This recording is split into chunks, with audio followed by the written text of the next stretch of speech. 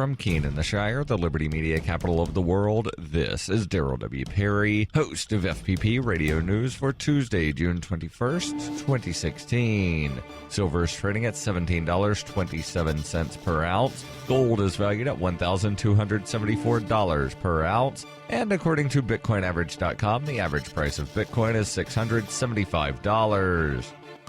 Antiwar.com reports the ceasefire between Afghanistan and Pakistan is holding at the Khyber Pass border after deadly gunfights last week that killed at least 4, and which continue to leave thousands of people stranded on either side of the disputed border. Negotiations do not seem to be making any progress either, with the two nations ending a full day of talks on Monday without anything resembling an agreement resulting from them. Pakistani officials came out of the talks, however, reiterating their intention to build the border fence. Afghanistan and the U.S. occupation forces there have been pressuring Pakistan for years to control the border, and Pakistani officials believe that fences and gates will improve their control over traffic back and forth. Pakistani officials even tried to be amicable about it, building the fencing some 30 meters into Pakistani territory, at least by Pakistani reckoning, and that's the problem. The 1893 deal between Afghanistan and Britain, which defines the de facto border, is roundly rejected by Afghan officials, who insist that the real border is dramatically further south at the Indus River, and that Afghanistan actually spans a large portion of Pakistan as well. So when Pakistani government forces came to build the fencing, the Afghans started shooting, and the border patrols quickly got into open combat. With nothing resolved, it remains to be seen what happens when construction crews return.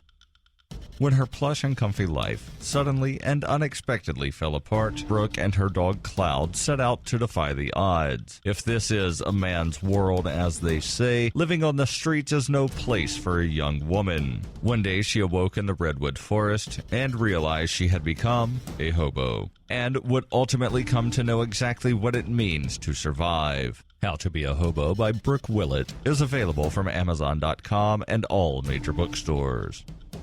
UPI reports prosecutors and defense attorneys wrapped up their closing arguments Monday in the trial of Baltimore police officer Ceasar Goodson, who has been charged in the death of Freddie Gray last year. Goodson is the officer who drove the transport van following Gray's arrest on April 12, 2015, during which medical investigators say the 25-year-old sustained a severe spinal cord injury that would ultimately lead to his death a week later. Prosecutors have argued that Goodson drove in a rough manner that allowed Gray to be tossed around inside the van, unbuckled. In fact, prosecutors argued that Goodson actually intended to injure Gray, knowing the chances of harm were high for a handcuffed, shackled arrestee who was not buckled into a seatbelt, and failed on at least 4 opportunities to secure him as per department policy. Prosecutors also alleged that Goodson denied Gray medical help when he needed it, which is also a violation of the department's procedural rules. Judge Barry Williams will now decide the case, not a jury, because Goodson elected for a bench trial. His verdict is scheduled for Thursday. Goodson is charged with second-degree murder in Gray's death, but 2 medical experts called by the defense questioned the official manner of death: homicide.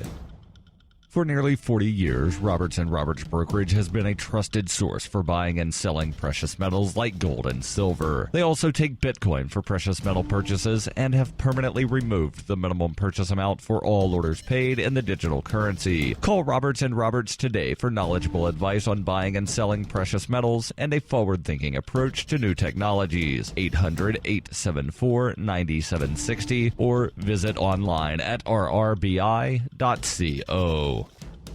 Reuters reports the U.S. Supreme Court on Monday widened the ability of prosecutors to use evidence obtained by police during an unlawful stop against a defendant in court in a case involving a Utah man who a narcotics detective found carrying illegal drugs. The 5-3 decision threw out a lower court's ruling that key evidence against Edward Streif, convicted of methamphetamine possession and a related drug charge, was inadmissible because an officer obtained it in violation of the U.S. Constitution's Fourth Amendment ban on unreasonable searches and seizures. 3 of the court's liberal justices dissented, saying the decision gave too much power to the police at the expense of individual rights. Liberal Justice Stephen Breyer joined the court's 4 conservatives in the ruling, written by Justice Clarence Thomas. In a blistering dissent, Justice Sonia Sotomayor wrote that while Streif is white, it is no secret that people of color are disproportionate victims of this type of scrutiny, adding the court today holds that the discovery of a warrant for an unpaid parking ticket will forgive a police officer's violation of your Fourth Amendment rights. This has been FPP Radio News, online at fppradio.com.